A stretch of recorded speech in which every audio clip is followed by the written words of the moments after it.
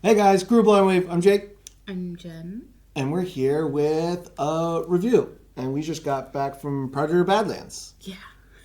We are going to be first doing our spoiler-free review. So if you have not seen the movie yet, hang out. We'll talk about it without talking about any of the plot details or anything spoilery. And then if you have seen it, or if you do go see it, come back for our spoiler review that will be coming up sometime after this. So anyway, diving right in, what'd you think? I really liked it. Yeah? I really, really like this. I was a little apprehensive because it feels like it's from the trailers. I kind of felt like it was more connected to the first and second movie that I haven't seen since I was a kid. So I was like, oh, I don't know if I'm gonna connect with it, if I'm gonna remember much. No, I love this. It was real good. Yeah, so it is a standalone movie. You do not need to have seen anything to watch this. I mean, that's just truth. Okay. You don't need to. Okay. So if you're worried about that, you don't need to. You can go and watch this. What? That being said, I think you should see Dan Trachtenberg's other films prior to this. I do think, and this is crazy, this guy has taken the Predator franchise, put it on his back, and he has been running with it at full sprint. Prey was incredible. Predator Killer of Killers was great. So good. This was great. He's 3 for 3 on the Predator franchise, and I never thought I would see it. I thought, I actually feel bad for doubting because I love Prey. Prey is so good. And I hope they learn their lesson of making that a Hulu movie and not going to theaters. I mean, hopefully this movie shows them that that's the case. Hopefully. And then Killer of Killers, really great. So I shouldn't have doubted that Dan would have done excellent with Badlands. My only worry was he did Killer of Killers and Badlands are like the same time. Oh. Because they both I came didn't out realize this that. year. Oh, shoot. Yeah, that came out earlier this year, didn't it? That came out in like spring. Oh, wow. So like he was working on these like simultaneously. But yeah, anyway. Meanwhile, he's also writing Prey too. Yes. That's insane. Anyway, its action is great. We have a lot of new Predator lore. We have a fun planet that we're on. We have, a Predator main character. So it's doing a lot of new interesting things, and I think everything it does well. Yes. I love the music. I love The atmosphere. The atmosphere. I love the choices they make on this thing the thing they're doing. I love the story that they go with. I like seeing more of the Predator society and lore that you inevitably get with having a Predator main character. I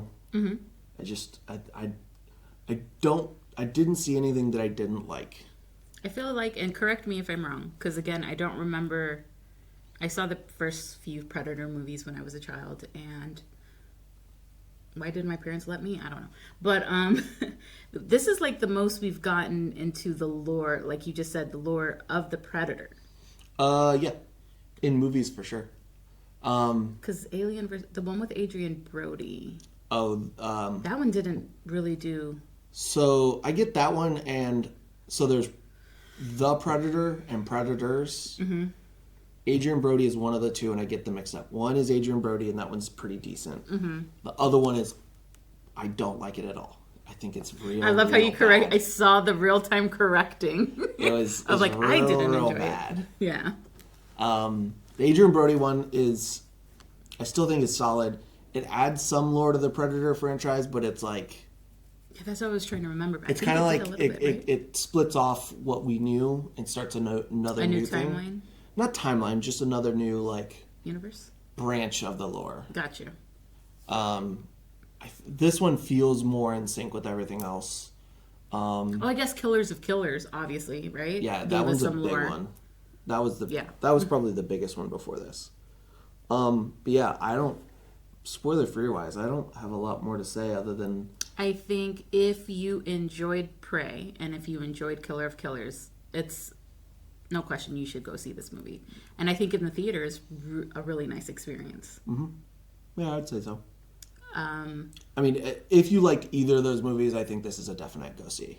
I think Dan has. I tweeted while I was still sitting in the movie theater while the credits were rolling. I think he is doing something special with this universe, and I'm enjoying it a lot. Yeah. And I hope the people who were like big fans of the first two movies, I like to say I was a fan, but obviously I watched it when I was a kid, so I don't remember the movies so well to say I'm a big fan, but I would hope that they enjoy this movie and this universe, Dan Trachtenberg is doing. I think for the majority they will. I think it sticks to what has come previously and builds on that. I don't think it changes anything important. I think it just is just a super solid addition to the Predator franchise. That honestly, if you look at it as a whole, is mostly good. Would you say like the first two films were more horror than action? The first one definitely. The second, kinda. But they're both like, especially the first one, it's a hyper-masculine action movie as well. Yeah. Yeah. The second one's not as hyper-masculine, but it's still pretty heavily action-y. This is definitely leaning more. The franchise has leaned more into action. Okay. Just because like the mystery of the Predator kind of disappears once you know what it is. Because that was the scary thing in the first one. Yeah. And the more you get into it, some of the horror of it, because once you see a thing, it's not as scary. And they leaned into the hyper masculine a little more with action.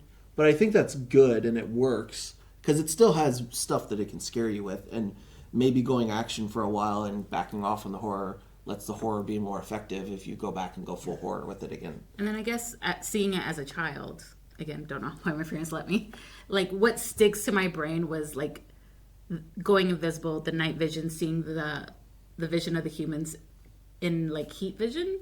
No, yeah, it's thermal. Thermal. That's watched too many superhero stuff lately. I mean, that is heat vision. And that terrified me as a kid. So to this day, like I have that memory of like hiding under like covers or something while seeing that and being scared. So I always thought like more horror, but I like it is more actiony. And as long as you go into this movie thinking action, yeah, and thriller, I think it kind of the trailers tell you what you're gonna get. Yeah. And if you think you know what you're getting from the trailers, I think you'll go in and you like what you see from the trailers, you're going and I think you'll be happy. Yeah. Do you have anything else? No, I'm ready to like get into the story. All right. Let's get into spoilers. So if you want to see spoilers, you can't be here anymore. All right, guys. So that's the end of our spoiler-free discussion. So hopefully you liked it and you go check it out. If you're interested in our spoiler discussion, hang out. We'll be here. It'll be up soon. And then check that out. And then hopefully the guys will check this out to react to it when it comes out to streaming. Yes. Well, bye guys. Bye.